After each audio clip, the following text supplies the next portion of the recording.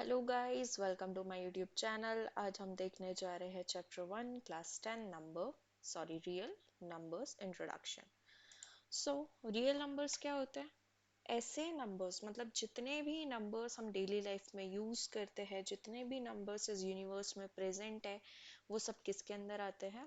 Real numbers के अंदर। So basically हम रियल नंबर्स को दो कैटेगरी में डिवाइड कर सकते हैं। फर्स्ट क्या है? Rational numbers. एंड सेकंड क्या है? Irrational numbers. सो सबसे पहले देखते हैं रेशनल नंबर्स क्या होते हैं। सो रेशनल नंबर्स अगर आप प्रीवियस क्लास में पढ़ के आए होंगे तो आपको पता होगा, ऐसे नंबर्स जो p अपॉन q के फॉर्म में लिखे जा सके उन्हें हम रेशनल नंबर कहते हैं। और एक कंडीशन होती है जहाँ पे q is not equal to zero. Why q is not equal to zero? क्योंकि सपोज यहाँ पे मैं एक एग्जांपल लेती हूँ। मैंने किया 5/0। आपको पता होगा कि कोई भी डिनोमिनेटर में अगर जीरो होता है या हम कोई भी नंबर को जीरो से डिवाइड करते हैं तो आंसर क्या आ जाता है? Not defined. और नॉट डिफाइंड तो कोई रेशनल नंबर हो नहीं सकता। इसीलिए कंडीशन ये होती है कि जहाँ पे डिनोमिनेटर, ये ऊपर वाला जो p है इसको हम कहते हैं न्यूमरेटर, और जो नीचे लिखते हैं उसे हम कहते हैं डिनोमिनेटर। सो जो हमारा डिनोमिनेटर है वो कभी भी जीरो के इक्वल नहीं होना चाहिए। This is the condition. हाँ, ये हो सकता है 0/5, दिस इज करेक्ट, क्योंकि ये हमें पता है इसकी वैल्यू जीरो ही आने वाली है। लेकिन any number divided by zero, इसकी वैल्यू नॉट डिफाइंड आने वाली है। दैट इज वाई ये कंडीशन सेटिस्फाई करना बहुत जरूरी है। अब देखते हैं रेशनल नंबर्स क्या होते हैं। रेशनल नंबर्स इरेशनल नंबर्स ऐसे नंबर्स जो p अपॉन q के फॉर्म में कभी भी रिप्रेजेंट नहीं किए जा सकते। ऐसे नंबर्स कौन होते हैं? पाई, ठीक है, √2, √3।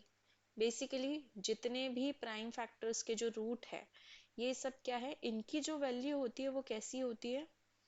नॉन टर्मिनेटिंग, टर्मिनेट भी नहीं होती है और रिकर भी नहीं होती है। ठीक है, non terminating non recurring values होती है ये सारी। मतलब अगर हम इसकी वैल्यू निकालना चाहे तो ये वैल्यूज कभी जाके खत्म ही नहीं होगी, कभी रिमाइंडर जीरो ही नहीं आएगा। ऐसे नंबर्स जिनको हम p अपॉन q के फॉर्म में रिप्रेजेंट नहीं कर सकते वो इरेशनल नंबर्स। ऐसे नंबर जिनको हम p अपॉन q के फॉर्म में रिप्रेजेंट कर सकते हैं वो रेशनल नंबर्स। अब इरेशनल नंबर यहीं पे स्टॉप हो जाता है, लेकिन रेशनल नंबर के सब पार्ट्स है। मतलब ये सारे जो नंबर्स मैंने लिख रखे हैं लेफ्ट साइड में, ये सारे रेशनल नंबर्स के पार्ट है। So what is natural number? Natural number को हम काउंटिंग नंबर भी कहते हैं, काउंटिंग नंबर्स। और ये कहाँ से स्टार्ट होते हैं? 1 से। 1 2 3 4 5 एंड ये चलते जाते हैं। What is whole number? Whole का मतलब होता है सारे।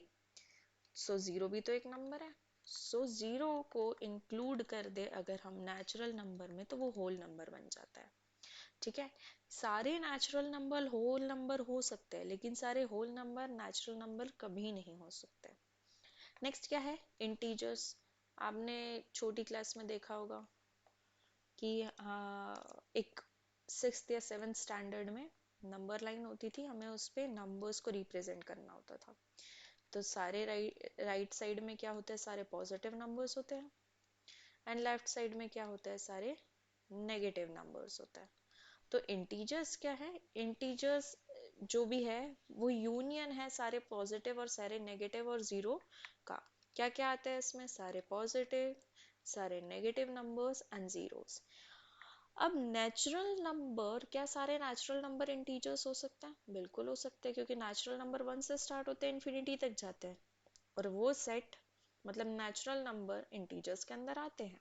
क्या सारे होल नंबर्स इंटीजर्स होते हैं? होल नंबर्स कहाँ से स्टार्ट होते हैं? जीरो से। और इंटीजर्स में भी जीरो से लेके आगे तक नंबर है। बिल्कुल होल नंबर्स भी क्या होते हैं? इंटीजर्स होते हैं।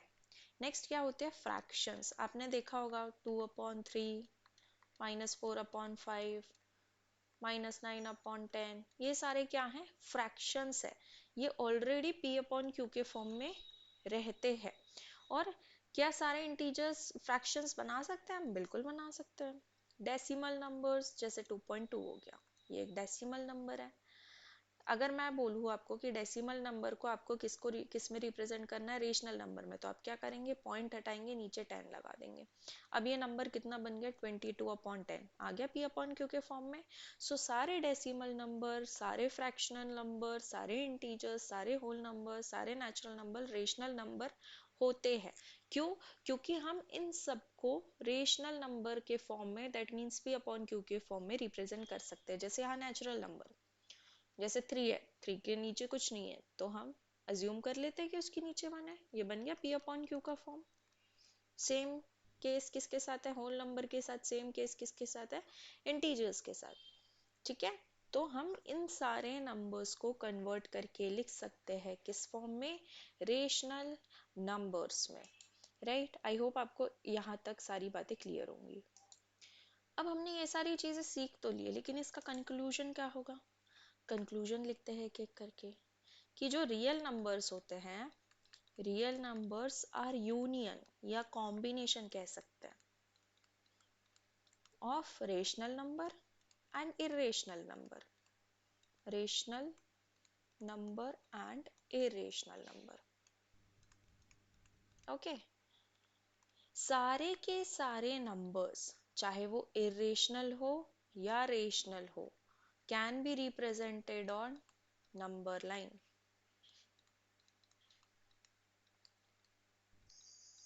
ठीक है,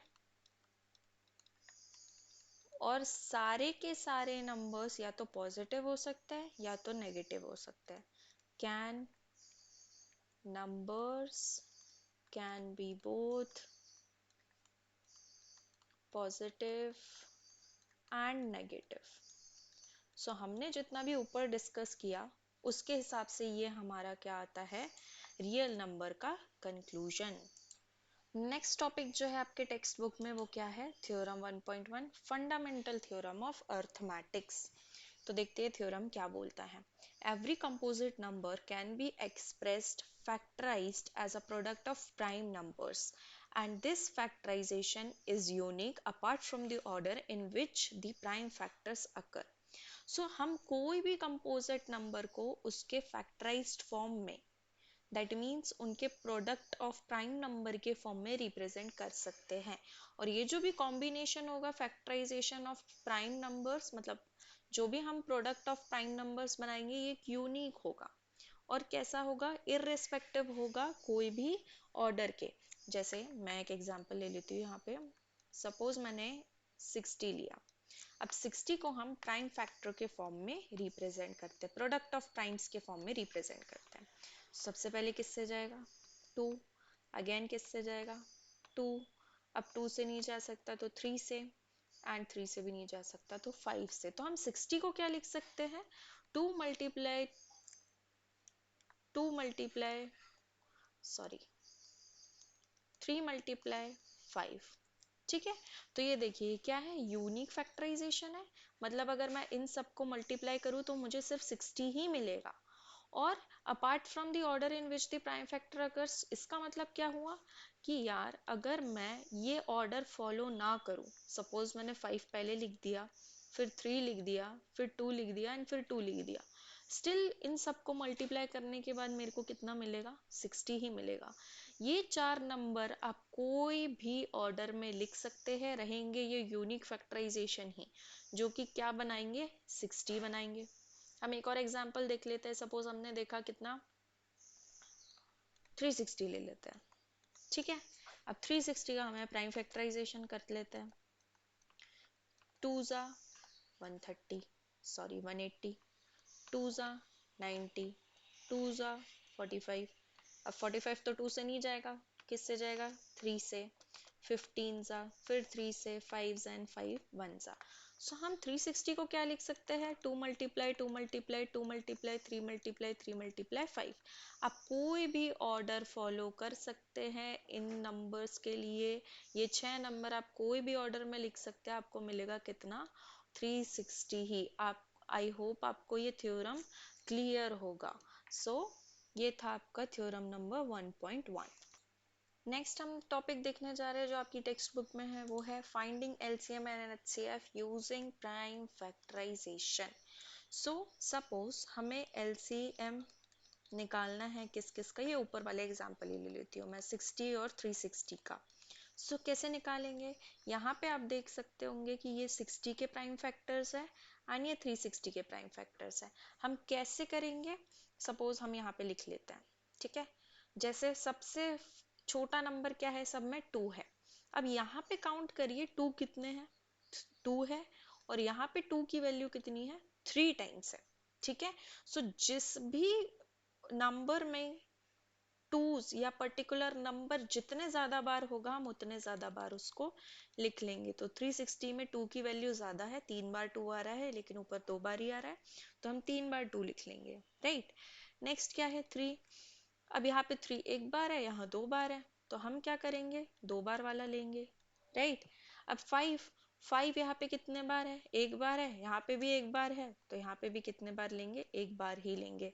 अगर मैं इन सारे नंबर्स को मल्टीप्लाई कर देती हूँ तो मेरा LCM आ जाता है, जो कि इस केस में आएगा 360, ठीक है, राइट। आई होप आपको ये वाला एग्जाम्पल क्लियर होगा। अब सेम मैं इसी के लिए HCF निकाल लेती हूँ 60 एंड 360 के लिए। तो HCF के लिए कहानी क्या होती है कि हमें कॉमन फैक्टर निकालने होते हैं। जैसे यहाँ पे फर्स्ट नंबर 5 है, तो हमने ये 5 और ये 5 का क्या बना लिया, एक पेयर बना लिया, तो एक 5 हमने बाहर निकाल लिया।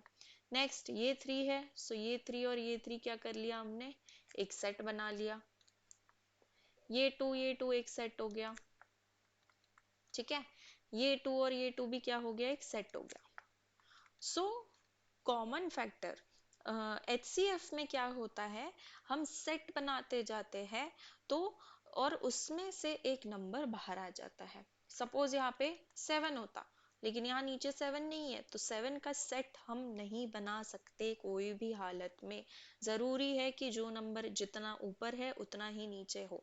जैसे यहाँ पे 2 है, तो यहाँ पे भी 2 जरूरी है सेट बनाने के लिए। अच्छा सपोज यहाँ पे 2 टाइम्स और 2 होता, लेकिन यहाँ पे तो सिर्फ 3 टाइम्स ही 2 है, और ऊपर कितने टाइम्स हो गए, 4 टाइम्स। सो सिर्फ 3 2 के ही सेट बनते, एक 2 अकेला रह जाता। सो इसको जब हम मल्टीप्लाई करेंगे तो आंसर कितना आने वाला है, 60। मैंने डायरेक्ट किया, आप यहाँ पे करके देख सकते हैं। सो ये था आपका next topic, finding LCM and HCF using prime factorisation.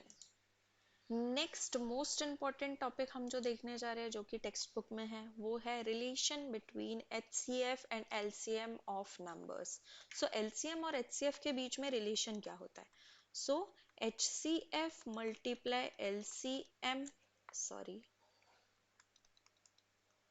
LCM is equal to product of two numbers, ठीक है। इसका मतलब क्या हुआ, आपको क्वेश्चन ऐसे बन रहे होंगे कि आपके पास एक नंबर है 60, आपके पास भी एक नंबर है 360, एंड आपके पास LCM दिया गया है 360। अब आपको फाइंड क्या करना है, HCF। तो आप कैसे इसको पुट करेंगे इन सारी चीजों में, देखते हैं, ठीक है। HCF हमें नहीं पता, हम इसको HCF ही ले रहने देंगे। हमारा LCM कितना है, 360। प्रोडक्ट ऑफ टू नंबर्स मतलब A मल्टीप्लाई B, ठीक है, 2 से ज्यादा नंबर्स भी हो सकता है। A multiply B that means 60 multiply 360। अब इसको सॉल्व करके हमें किसकी वैल्यू निकालनी है, HCF की। So HCF is equal to 60 multiply 360 upon, क्या हो जाएगा, 360 मल्टीप्लीकेशन में है, ट्रांसपोज होके डिवीजन में चला जाएगा, 360 360 कैंसिल हो गया। सो HCF की वैल्यू कितनी आ गई, 60। सो इस पर्टिकुलर रिलेशन पे बहुत सारे एग्जाम्पल्स आने वाले हैं, और बहुत सारे क्वेश्चंस भी है आपके टेक्स्ट बुक में। आई होप आपको आज का लेक्चर क्लियर होगा। अगर आपके कोई भी डाउट्स है प्लीज़ कमेंट सेक्शन में लिखिए, और जितना हो सके इस वीडियो को लाइक शेयर एंड सब्सक्राइब ज़रूर कीजिए।